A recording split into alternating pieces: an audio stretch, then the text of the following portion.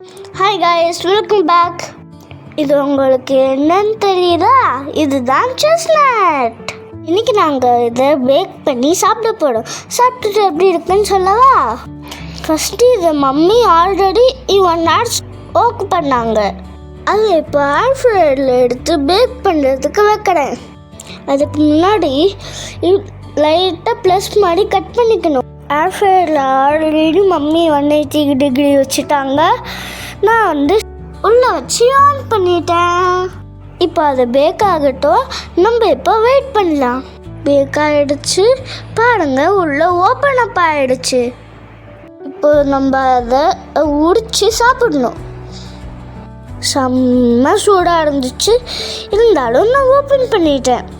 உள்ளே பார்க்க அப்படியே ஒரு வால்நட் மாதிரியே இருந்துச்சு. இப்போ டேஸ்ட் எப்படி இருக்குன்னு பார்த்து சொல்கிறேன். டேஸ்டியாக இருந்துச்சு கைஸ்.